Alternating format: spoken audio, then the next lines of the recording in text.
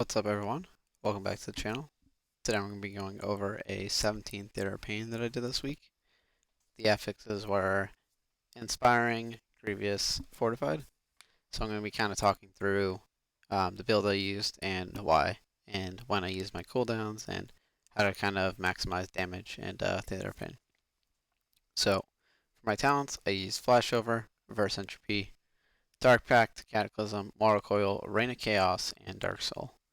I ended up using Reign of Chaos because I'm using Wilfred's this week for Fortified, and I'm pretty consistently getting a 2-minute-ish Infernal, maybe like 2 minutes and 10 seconds, so sometimes even less than that, and I'm pretty much popping it on cooldown.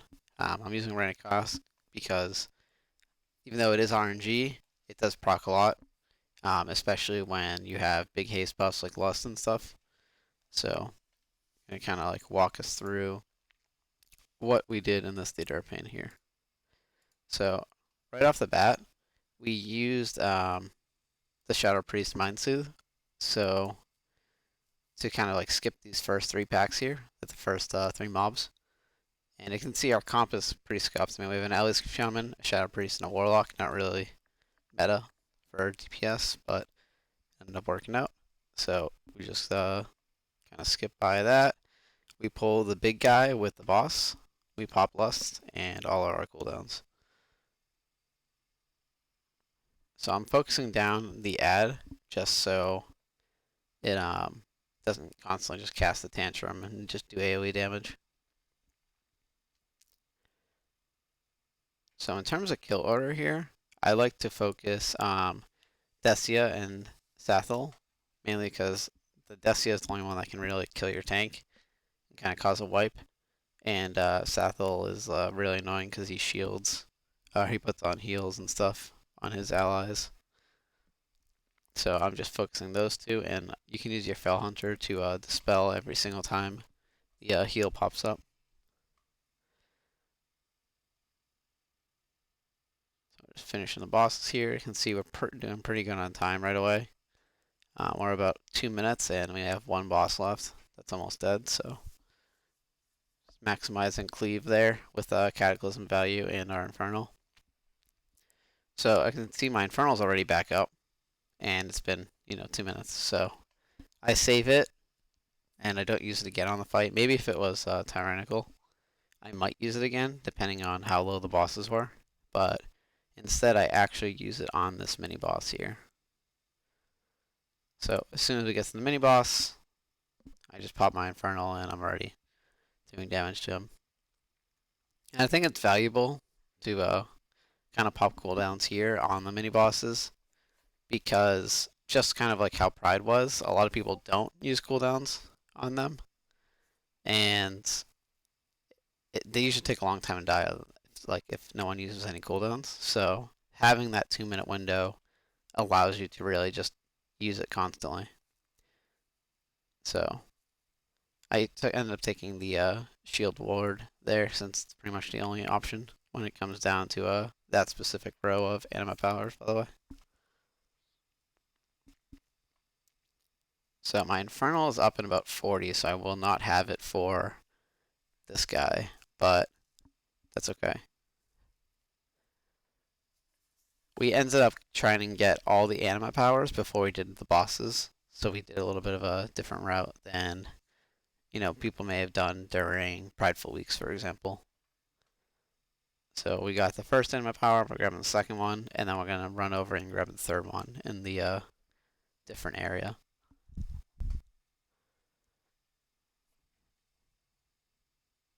I ended up popping my Infernal there, just because it was on cooldown, and we're going to have to run for a little bit. I ended up picking Necrotic Dagger, mainly because there isn't a lot of AoE pulls in Theater of Pain, and you don't really need Volcanic.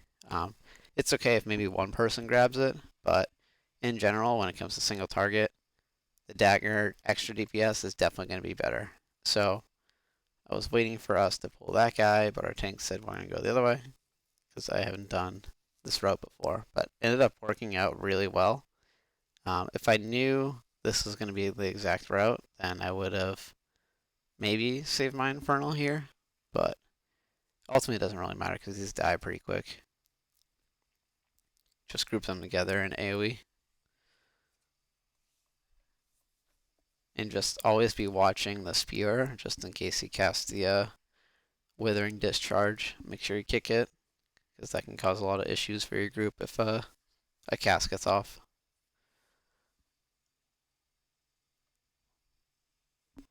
Just clean up this pack here.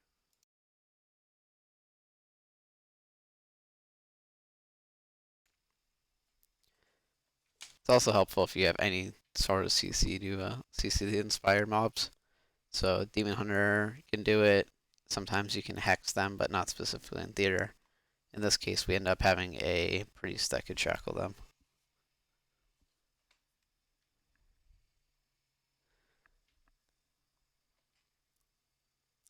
We shackle them again.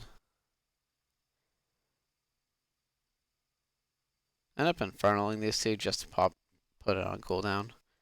I really don't like holding Inferno, even if it isn't like a massive pack, just because you can get it back so quickly just by using it. So I just use it here. You can see like it's already almost on cooldown. Again, it's already in a minute and 35, and the pack wasn't even over yet. So waiting for our tank to pull the other anima, or the mini boss for the anima power. This guy hits pretty hard when it comes to AoE, so I just pop like, might be good to pop Elstone or something if you end up getting lower or Dark Pact. Just because he applies the increased fire damage taken to everyone, and if you don't get the spell, you kind of get chunked. So our Infernal's coming back up. Here I picked the Champions brand just for the bonus mastery. As we make our way down, so we're going to CC the inspired mob here. We're going to pull the rest, and I'm just going to pop my Infernal.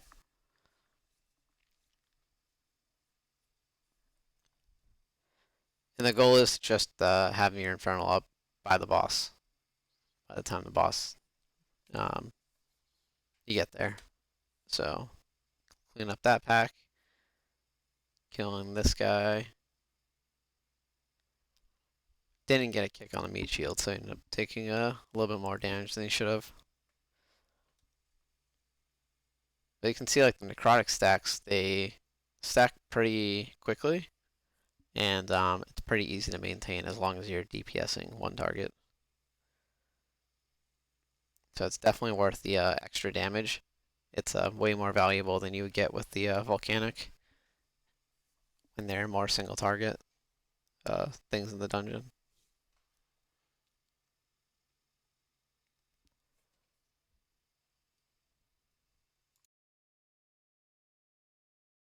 So I got about 20 seconds left on Inferno, but it's probably going to get lower here since I can pop some Rain of Fires or Chaos Bolts.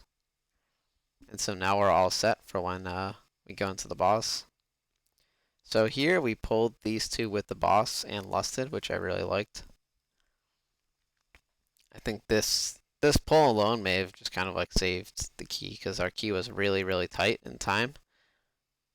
So doing stuff like this really makes it more efficient runs when you're doing higher level keys. And plus I get a lot of value out of Havocing here, out of the big targets, so getting a lot more shards from Conflag and extra damage from Chaos Bolt and stuff, so it was pretty efficient.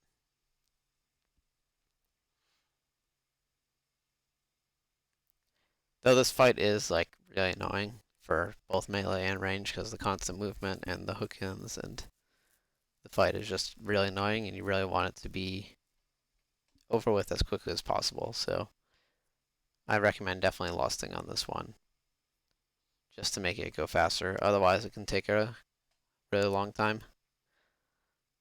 So I'm always havocing the ads here just to generate some extra shards.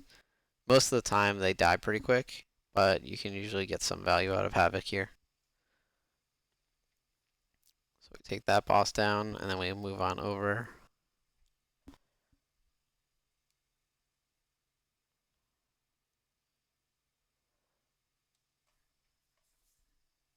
to the Koltharok area. So our team's gonna go and pull a bunch of these little guys. I'm probably gonna pop my Infernal here, pop my cooldowns just to kill these as quickly as possible because they can be dangerous if you don't kill them fast enough, especially with the inspired mob there, because you won't be able to kick the chains. And if you can't kick the chains, then yeah, people can die. So luckily that's not what happened here, so I'm just focusing down the inspired one first.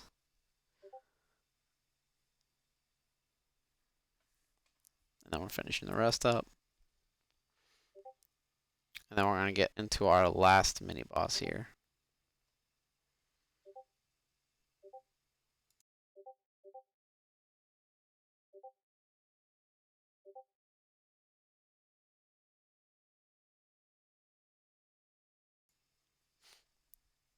So my Infernal is not quite up yet, as I would have liked it to be for this guy, but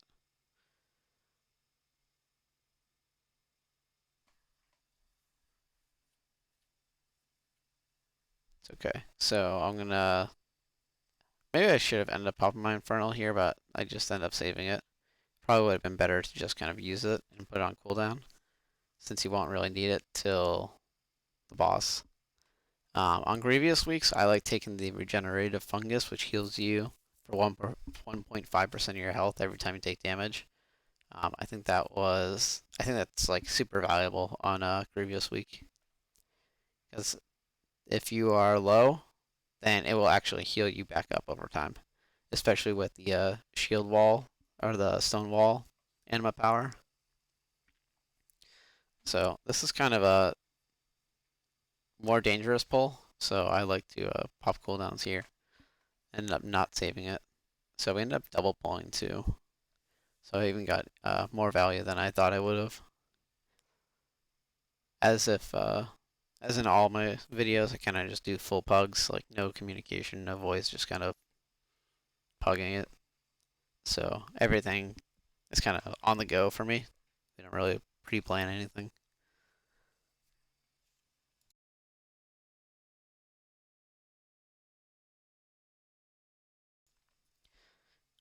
Now we're killing these dark speakers, which are incredibly annoying. You're constantly having to move from the fear puddle and the winds. But we kill them relatively quickly.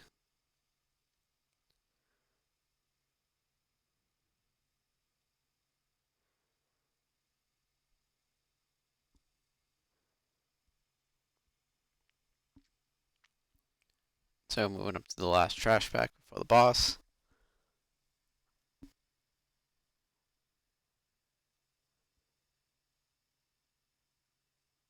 And a volley ended up getting off, which ended up being okay, thankfully. But I'm saving my Infernal here for the boss, since I knew for sure it would not be up in time if I had used it.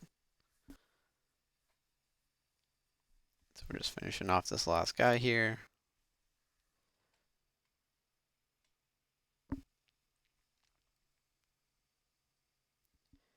So on this fight, I like to pull out my Imp, and I usually help the healer dispel, since there's 2 parasite debuffs that pop out. So I usually just let the healer dispel one, and then I'll get the next person. And I found that to be really helpful because the dot hits pretty hard, especially the higher you get in keys. So there's that parasite, and see it's already dispelled. You could save your cooldowns a little bit here to see if you get targeted with the draw souls, so you get the damage buff. But since we had popped lust right away, I just kind of want to get my cooldowns out. So you can definitely do more damage if you hold and wait. I dispelled myself there. Our healer died in Onks.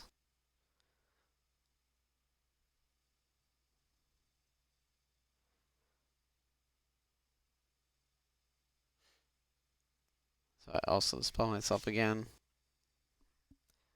So you can just get a lot of value out of your imp spell here, since the cast happens so often.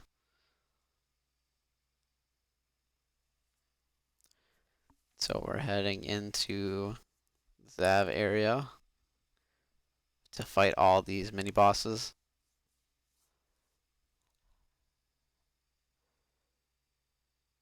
So I Infernal on this one. I will not have Infernal for the next one, but I will have it for the big pack with the champion in it. And that pack can also be dangerous, especially on Fortified weeks with an Inspired, because they just kind of shoot one person and can kill them pretty quickly. So it's important that they die really fast. So we kill that pack. We're moving on to the next mini boss.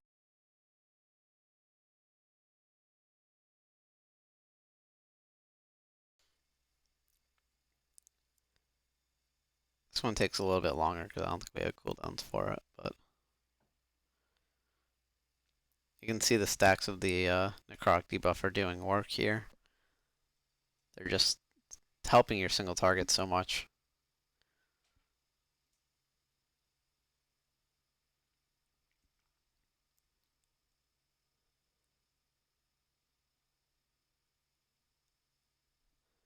Yeah, this is the champion pack, or the captain pack. So I pop my Infernal, and I'm focusing down the captain because everyone else takes reduced damage when he's alive, so it's important to just kind of Chaos Bolt him down, and then you can AoE after.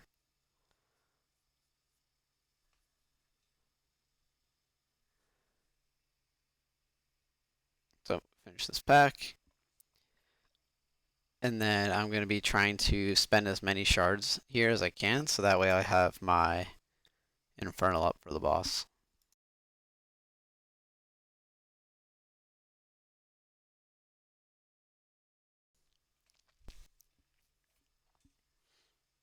So this main boss is pretty straightforward.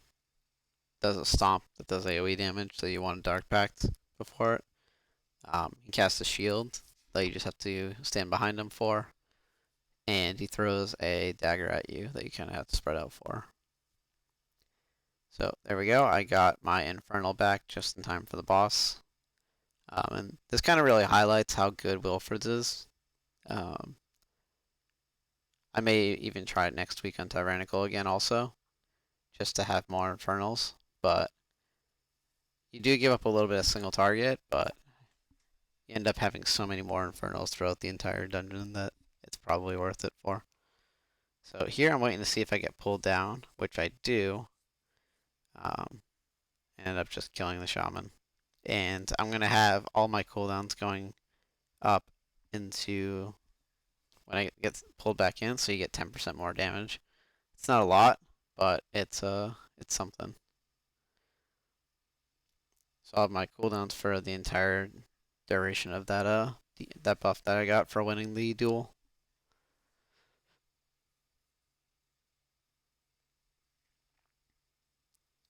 So we're just finishing this guy off here. I found it's like really hard for people to just kill us in these. I've only fought against casters like Moonkins, Priests, Shamans, but 2 Chaos Bolts kind of just like wins you the duel there. So, all right, so the boss is dying. You can see like we're super tight on time here. We got 250 left, and we haven't even gotten to the last boss. Like we haven't even started the RP or anything. So it ends up being a really, really, really tight timer, but we end up pulling it out, which is nice.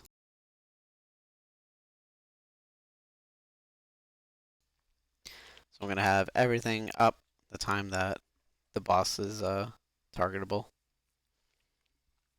We just pop Lust right on the pull. I pop my pot, my Ruby, Dark Soul, and I'm just blasting as fast as I can before any of the tough mechanics come out.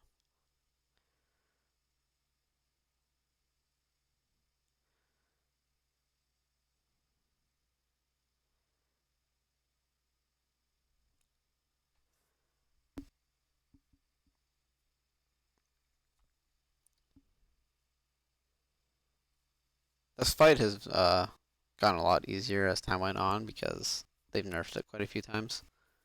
So the beam doesn't last as long, and these guys are less likely to hit you. So I'd recommend just having your port somewhere, just in case you end up not paying attention and you see a beam or something, or a charge happening potentially.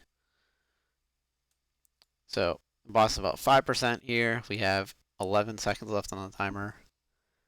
So we're just praying that no one dies right now. As you can see, our shaman got down to like 1 HP. And we end up beating it by 1 second with only 2 deaths. But yeah, hopefully this is helpful. Kind of shows when I use my cooldowns in Theater of Pain and how strong Wilfred's can be when you're consistently using your Infernal on cooldown. You can see I did about almost 7k overall, which is pretty good, I think, in a Theater of Pain, since there isn't a lot of massive AoE trash packs. It's majority single target. And yeah, to really highlight the value that you get from the necrotic buff, the anima power, instead of volcanic sometimes. So hopefully everyone enjoyed this. Hopefully it was helpful. Thanks for watching, and I'll see you in the next one.